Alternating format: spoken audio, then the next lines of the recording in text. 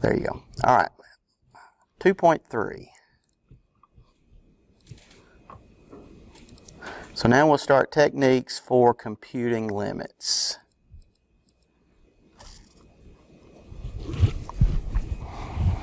Okay, so just real quick, we'll go through a few definitions here, and then we'll look at some problems. All right, so a couple of theorems. Theorem 2.2, limits of linear functions. Okay, so notice this is linear, okay? mx plus b, y equals mx plus b, you know. So what is the graph of that thing going to be? If it's got slope, it's always just a line, but it's not a vertical line. But anything with a slope to it are horizontal, okay? So if you've got a line, okay, is there any time that that is undefined? Any x that you cannot plug in? You can plug any x you want to into it, okay?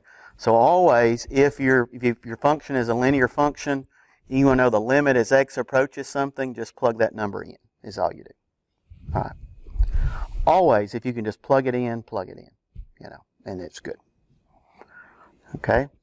Now, these are really important. These are limit laws, and these are things that are you really need to remember as far as figuring limits.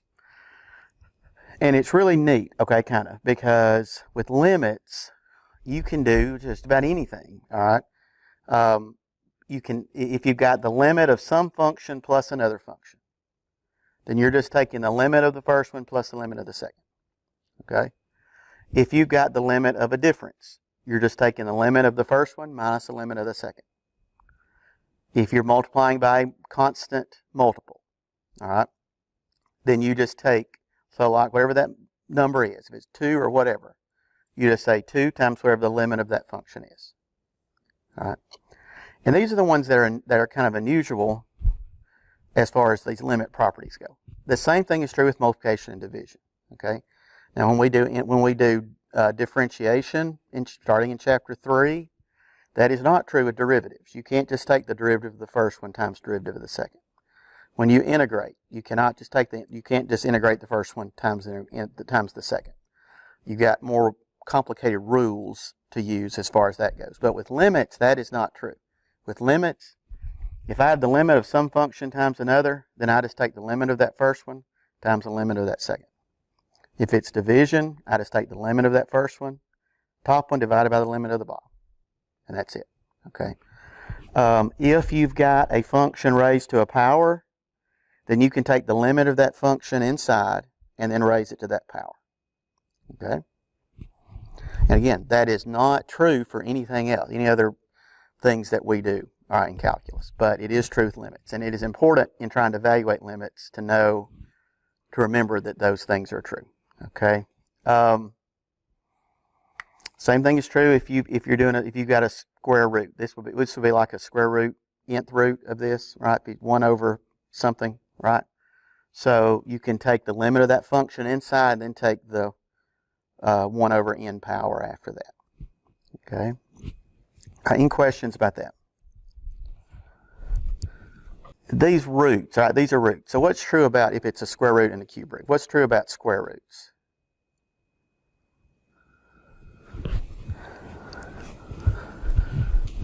What can you not take the square root of and get a real number?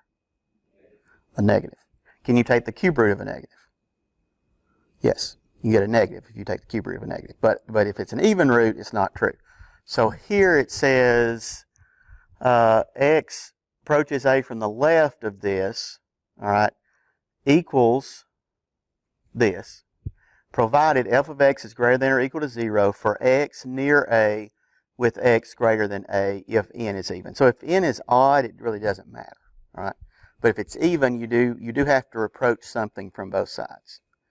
So that's one thing with those that you have to remember, but it should just make sense with the function when you work with them. All right. Now, polynomial functions. These are like, a quadratic, cubic function, anything where you just got a list of terms with the power. Okay. you can plug anything in for that you want. The domain is anything. Okay. So if it is just a polynomial function, as x approaches something, just plug that number into it and you got it. That's all you got to do. Okay. Now, if it's rational, you can do the same thing as long as when you plug it in the denominator, you don't get 0. Okay. So if you can plug the number in, plug it in. Okay. Let's look at a few problems here.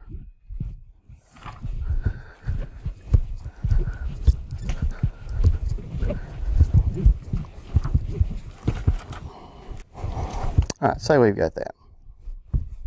Okay. Now all this is just using those little properties, those properties that we had the first. Okay, so just say that we know that the limit as x approaches 1 of f of x is 8. Then if I'm saying some constant times f of x there, the limit is just going to be 4 times whatever the limit is as x approaches 1 of f of x, which is 8.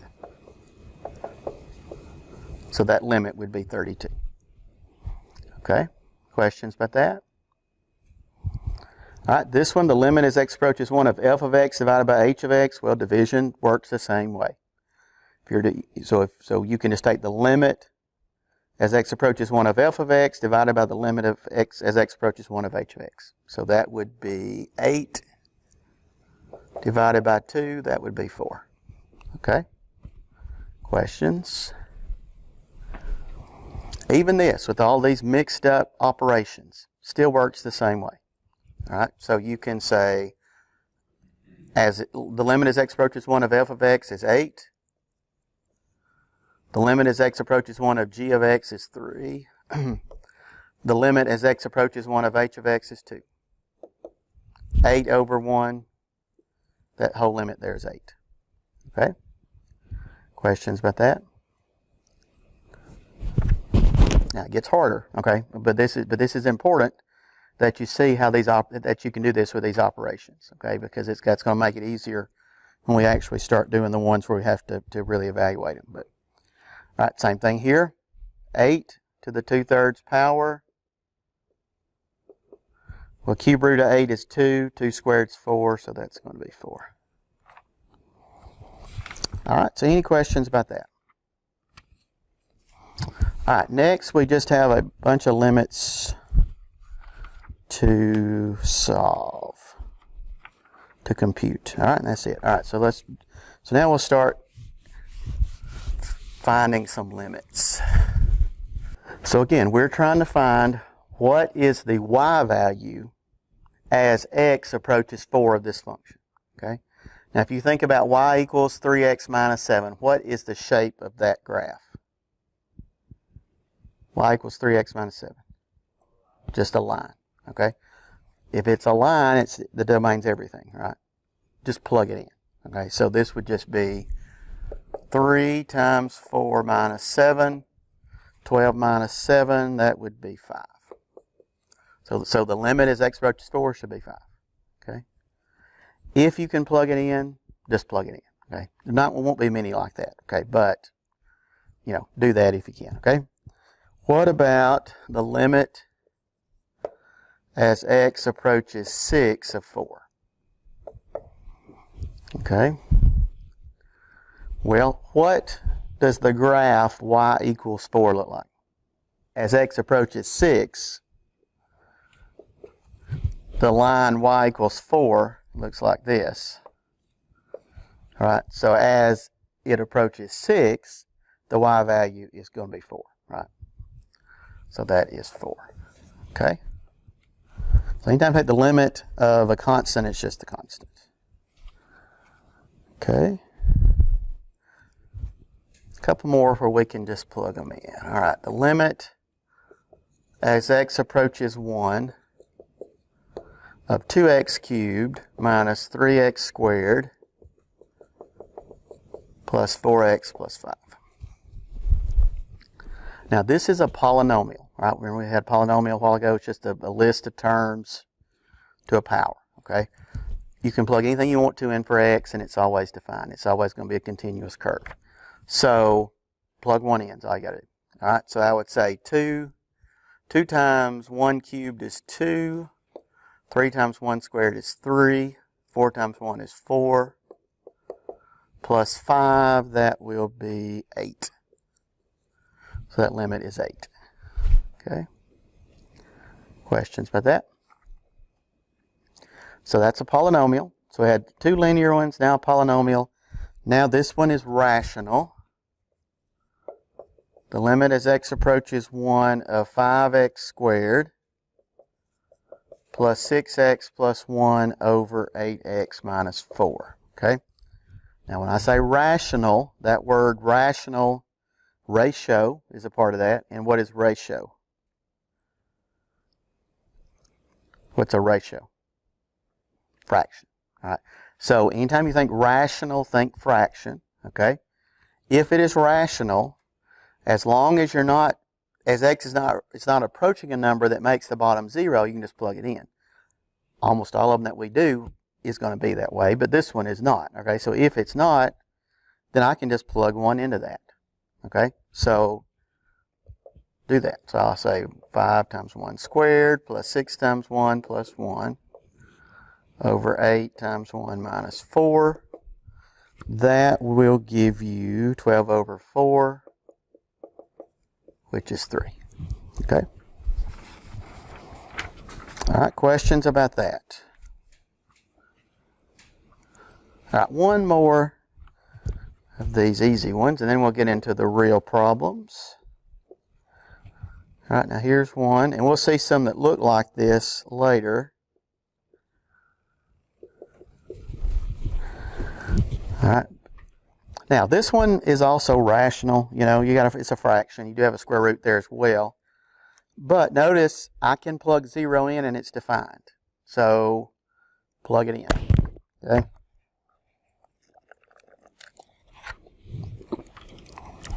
So this will be 3 over 16 minus 0 is 4. Or is 16 minus 0 is 16. Square root 16 is 4. 4 plus 4 is 8. 3/8. Okay. All right, so any questions about those? So if you can plug the number in, plug it in, and you're good. Okay. All the rest of them we do, you cannot do that on. Okay. But maybe there'll be one of those on the test, and you won't miss that one, hopefully. Okay. Now it's rational, right? What happens if I plug in 3? It's undefined, bottom 0. All right. But we know from our definition of limits, so that doesn't mean that the limit doesn't exist. Okay, just because it's undefined at 3. So it depends on what is it approaching. What's the y value as it approaches 3 from both sides. Okay. Now, if you can do something algebraic to it, do that. Okay. So notice with this one, the top is a quadratic. So if I factor the top, then I get x minus 3 x plus 1 over x minus 3. Okay? And then the x minus 3's then will divide out. Then I get this. Okay?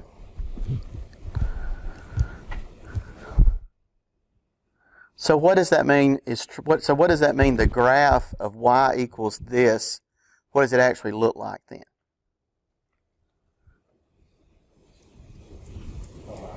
It looks like this one, which is a line, except what's happening when x is 3.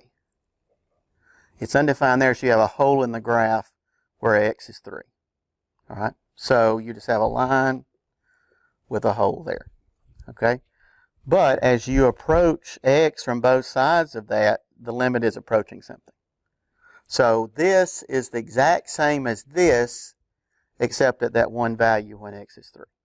So what you can do here now is just plug in 3. 3 plus 1 would be what? 4. So the limit as x approaches 3 is 4. Okay?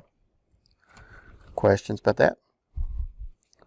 So if you can do that, do it. Now notice, while we're talking about this a little bit, this is a rational function, right? But you do not have a vertical asymptote at 3 on this one. because remember with vertical asymptotes, you have to reduce it first before you can say this is a vertical asymptote. Okay, so after you reduce this rational expression, you get this, and you see that you don't have 3 as a vertical asymptote. So after you reduce it, and you still had something that made the denominator undefined, that's where the vertical asymptote would be. Okay, that's just a hole in the graph at 3. Okay, questions about that? All right, let's do one more like that. All right, say we have the limit as x approaches 4 of x squared minus 16 over 4 minus x. Okay, so again, if I just plug 4 into that, the bottom is 0. Okay, but I can do some algebra there. So the top is a difference of squares. So that factors to be x plus 4, x minus 4. Notice in the bottom I've got 4 minus x. Okay, so is 4 minus x the same thing as x minus 4? Close. What's the one thing different about the two? One's negative, one's positive. Okay, so, because if I have 2 minus 1, that's not the same thing as 1 minus 2. But it almost, just the sign's different.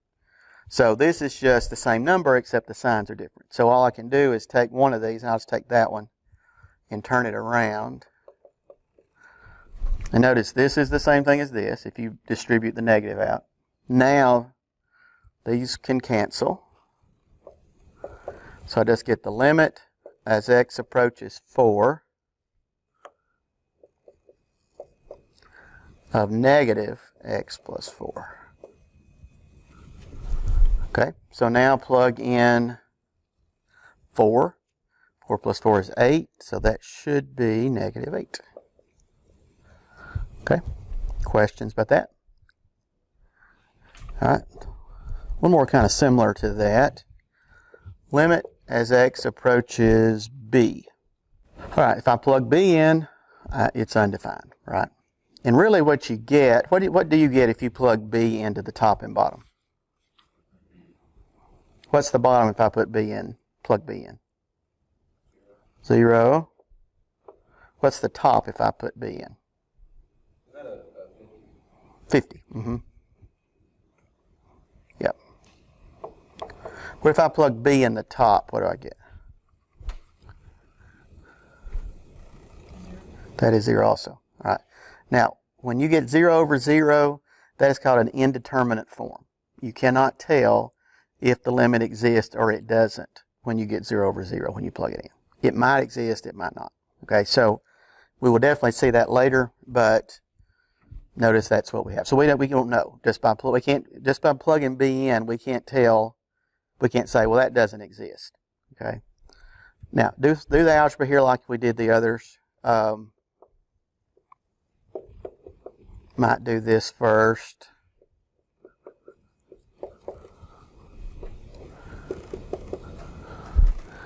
Might factor out a negative from the second 2, and I'll get that. Okay. Now notice on the top, I've got 50 x minus b's here. I've got 1 x minus b here. So I can factor out of these two 1 x minus b. So that would look like this.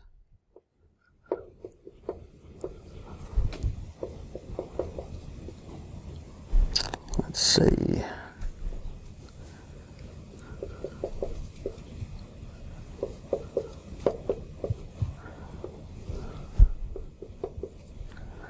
Okay, does that make sense?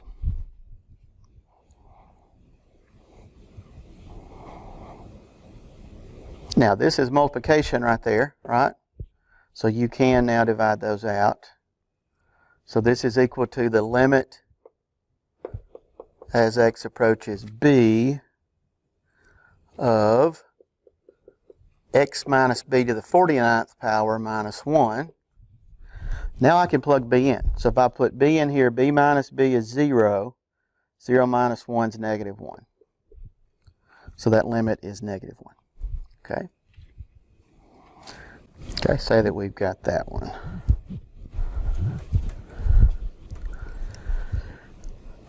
Now we cannot plug 0 in, right? Because that makes the whole thing 0, the bottom 0 for the whole thing plus, well, that one's okay. It makes the bottom 0, so can't do that.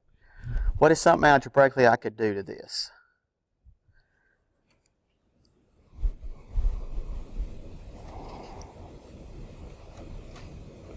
Get rid of the h, multiply the whole thing by h. Okay. Well, you have to do the same thing at the top and the bottom. You're on the same track. You're on the right track. Rather than getting rid of h, what would we want to get rid of? You got fractions inside of fraction, right? Okay, so get rid of the 5 and the 5 plus h, right? And then get it where you just have just a plain fraction. So how do you do that? Well, multiply the top and the bottom by the least common denominator, which in this case would be 5 times 5 plus h. So multiply the top by 5 times 5 plus h, the bottom times that. All right, so that will give me the limit as h approaches 0. All right, so this times the first one, the 5 plus h's cancel, I get 5 minus. This times this one, the 5's cancel, I get 5 plus h over, and then on the bottom I'll have 5h times 5 plus h, okay? Now notice on the top, if I distribute this negative out, I have 5 minus 5, that's 0. I just have negative h on the top, so I would have the limit as h approaches 0 of negative h over 5h, 5 plus h. Okay. And now, all I have on the top really is h, is negative, but it's h. In the bottom, you've got multiplication there, so the h's will divide out. So I have the limit as h approaches 0 of negative 1 over 5 times 5 plus h. Okay. Now I can plug 0 in. Okay, so if I plug 0 in, I get negative 1 over 25. Okay, questions about that? Notice each time that I rewrite this expression, I'm rewriting that limit. Okay, try not to leave that off. Okay, every time until you get ready to actually evaluate it. Okay, don't just leave the limit off after the first one. Okay. All right. Now let's say we've got one here with square roots in it.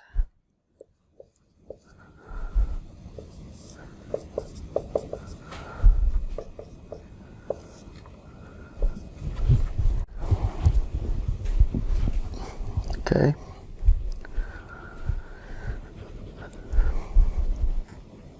Now if I plug in 0, the bottom is 0. Okay. But when I plug 0 in the top, I also get 0, right? So remember, 0 over 0 does not mean the limit does not exist. All right, so what do? Well, these kind of problems with square roots are really set up just like the factoring ones are. All right, so in real life, nothing factors, okay? So, but in this, things factor, okay? So the problems we did before where we factored, those were set problems to where you had a graph with a hole in it, okay? These are set up the same way, okay? So if you've got one with the square root like this, what you can do is multiply the top and the bottom by its conjugate, okay? Now the conjugate is just, whatever's got the square root in it, you just change the sign in the middle.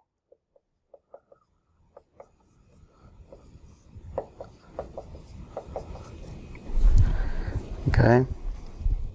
Of course, when I multiply by something over itself, I'm really just multiplying by what? By 1, which doesn't change it, So, multiply by this. Now, when you multiply by this, leave the bottom h times root 16 plus h plus 4. Don't distribute that out, okay? On the top, this times this, and notice the top you've got conjugates, so you don't have to FOIL it out. You can just do this times this, and then this times this, because the middle terms will automatically subtract off every time. Okay, so root 16 plus h times root 16 plus h is 16 plus h. Again, middle terms will cancel. Negative 4 times 4 is negative 16. So I get that. And then that leaves me with just h on the top.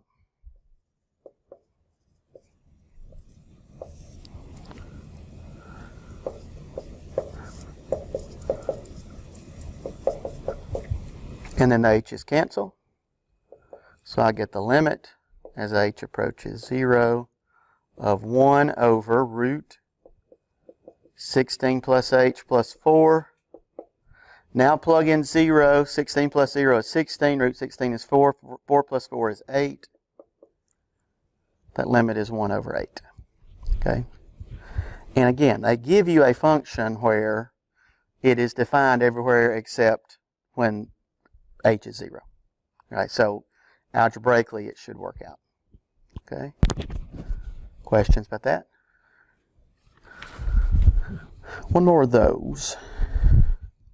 Limit as x approaches 1 of x minus 1 over root 4x plus 5 minus 3. All right, y'all try that one on your paper there. Should be, now the square root's in the bottom. You should do the same thing, just like doing the one before it though. Just multiply by the conjugate of that over itself. Okay, so multiply by the conjugate over itself. And then again on the top, don't distribute it out. You just got this times this. On the bottom, you have conjugates, so it's just this times this plus this times this. So I get that.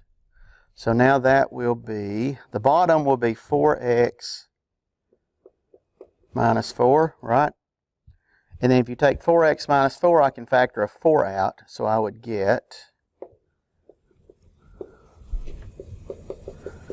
this.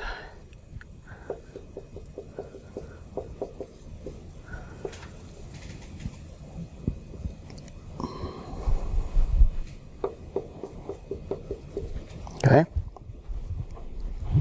X minus 1's cancel. So I get the limit as x approaches 1 of the square root of 4x plus 5 plus 3 over 4. Now I can plug the 1 in. 4 times 1 is 4, plus 5 is 9, root 9 is 3, 3 plus 3 is 6, over 4 would be 3 over 2 for the limit. Okay. All right, questions about that? Okay.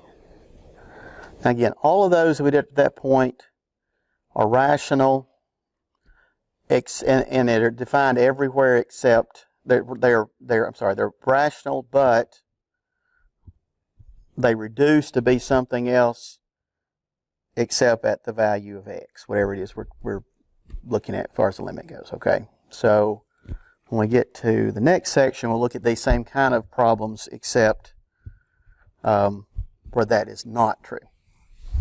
All right, now let's do a few other kinds of functions here. I got the limit as x approaches 0 of x times cosine x. I don't know what that looks like, all right? But remember, with limits, this is the same as just the limit as x approaches 0 of x times the limit as x approaches 0 of cosine 0, or cosine x.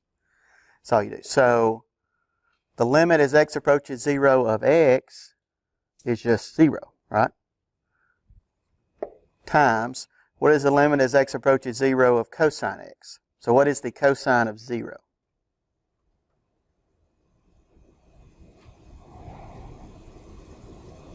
Go back to our quizzes. All right, so what is cosine of 0? 0 is here. What is that point over here? 1, 0. Cosine is what? X. So cosine of 0 is 1. What's 1 times 0 times 1? So the limit as x approaches 0 of that should be 0. Okay, questions?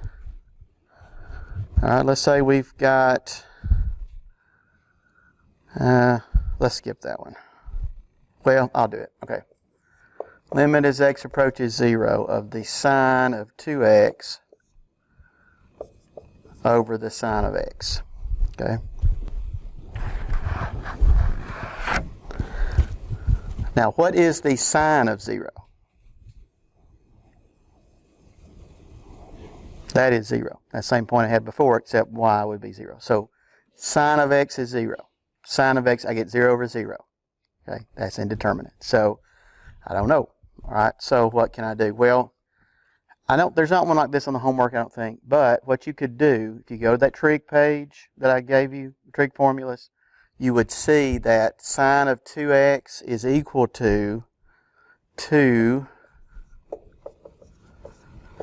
times sine of x times cosine x. All right, and that's just using the double angle formula. Okay. Then, after changing it, you could cross the sine x's out there and get the limit as x approaches 0. That would be 2 cosine x, just 2 cosine x, all right, over 1. And then cosine x, cosine 0 is 1. 2 times 1 is 2. So that limit would be 2. Okay. Questions about that? All right. Limit as x approaches 0 from the left, x squared minus x over absolute value x. Okay. Again, I got 0 over 0 when I plug it in. All right. So what can we do there? Well, I notice I can factor an x out of the top, so let's do that.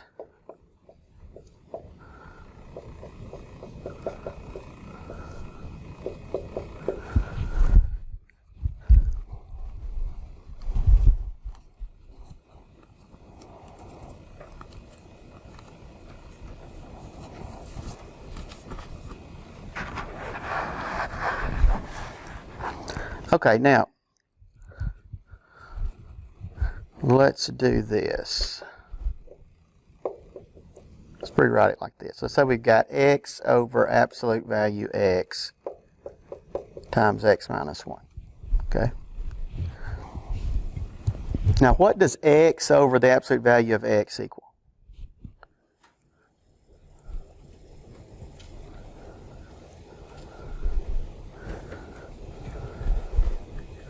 Well, what if x is 2?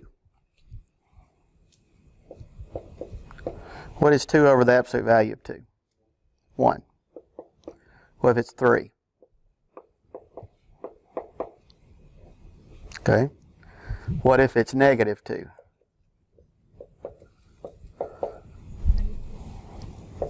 What if it's negative 3? Negative 1. All right, so what could we say there? Well, as if x is positive, then what do you always get? You positive 1. If x is negative, you always get negative 1. All right. This is going to be as x approaches 0 from the left. So is x positive or negative? Negative. So this is always going to be, if you're looking at it from the left, is always going to be what? Negative 1. So we could say the limit as x approaches 0 from the left of negative 1 times x minus 1. Plug 0 in, that will be positive 1. Okay? Questions about that? All right, so what would the answer be on this one? Well, similar to the last one. All right, if I take the limit as x approaches 3 from the right. Okay, so whenever it's bigger than 3. 4 minus 3 over absolute value, 4 minus 3. 1, it's always 1 from the right. Okay, what about if I take the limit as x approaches 3 from the left? What's that always going to be? It's always negative, because the bottom is going to be a number that's positive. The top will be that same number except negative. Okay, so as it approaches 3 from the right, it's positive 1. As it approaches 3 from the left, it's negative 1. So what does that mean about the limit as x approaches 3?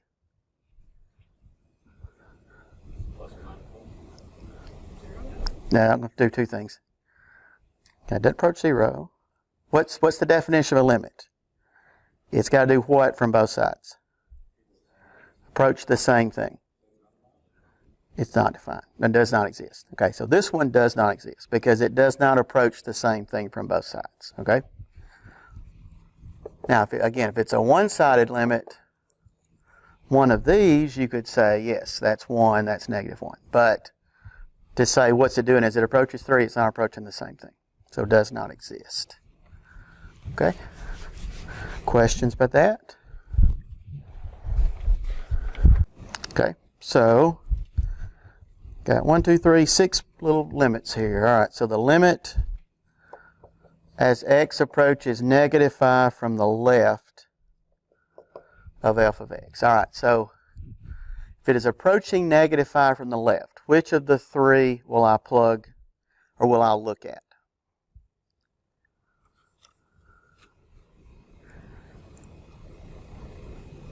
So from the left, that would be like negative 6. Where would negative 6 fall there? When x is less than or equal to negative 5, right? 0. If I plug x into the 0, I get 0, right? That one is 0, okay?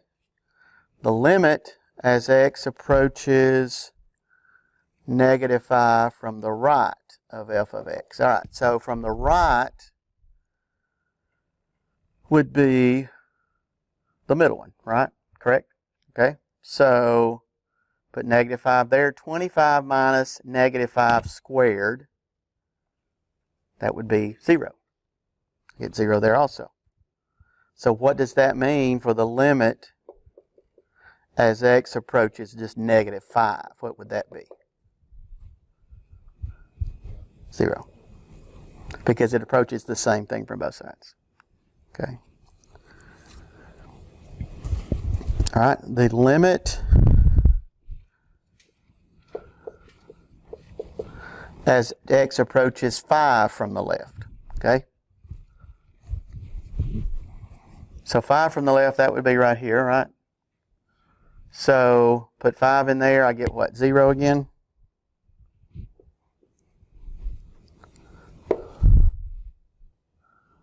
The limit as x approaches 5 from the right. Okay, well that's going to be the bottom one here, right? Correct? So if I put 5 into that, 3 times 5, 15. What does that mean about the limit as x approaches 5 of f of x? Does not exist because it's not approaching the same number from both sides. Okay, questions about that? All right, now, and this will come up occasionally when trying to figure limits, okay? Okay, assume the functions f, g, and h satisfy that. Okay, so you're thinking about 3 functions, and just notice when it says f of x, g of x, and h of x, which values is that referring to? F of x, g of x, h of x. Is it referring to x's or y's? The y values. So this is saying all of the y values of f are less than all the y values of g, which are less than all the y values of h. So that has to be true for these 3 functions in order for this to work. So just looking at the functions themselves, all of the y's from the f has got to be less than g, has got to be less than h. Okay? For all the values of x. So no matter what x you put in, the y value of f is less than x is less than h. Okay? If that's true, near A, except possibly at a. Then if that's true, then that means if the limit as x approaches a of f of x is equal to the limit as x approaches a of h of x, then that means if those two have the same limit, then you can conclude that the limit as x approaches a of g of x is also that same thing. Okay? I have one problem. They didn't even put a problem in the text for this one. Now, what you can do, anytime it's got cosine or sine in it, okay, then notice what is, if you're looking at a cosine graph, now the 1 over x squared, don't worry about that too bad right now. That's what the graph looks like, something like that, right? Okay. What is the highest that the y value is going to be? 1. The lowest it's going to be is -1, okay? It's always true for sine and cosine both, all right? So that means cosine of 1 over x squared is always less than or equal to 1, greater than or equal to -1. That's true, okay? Now, notice I'm trying to figure out x squared times cosine 1 over x squared. Okay? So if I multiply all three sides here by x squared, okay, I'm multiplying by a positive, x squared is positive, I get negative x squared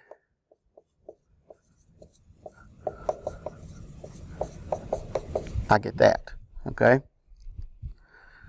Now, notice negative x squared, whatever I plug in for x, that's going to be less than this, is going to be less than this, right? So if I can say, all right, well, what is the limit as x approaches 0 of negative x squared? And what is the limit as x approaches 0 of x squared? Well, what's the limit as x approaches 0 of negative x squared? Plug it in. It's what? 0. The limit as x approaches 0 of x squared? 0. So the limit as x approaches 0 of this one is the same as it is for this one. This is always between the two, so that means the limit as x approaches 0 of x squared times cosine 1 over x squared is equal to 0 as well. That is Squeeze's theorem. Okay? But these two have to be the same, and this has to be between these two. Always. All y values have to be between the two. And we'll see that again. So, any questions about that?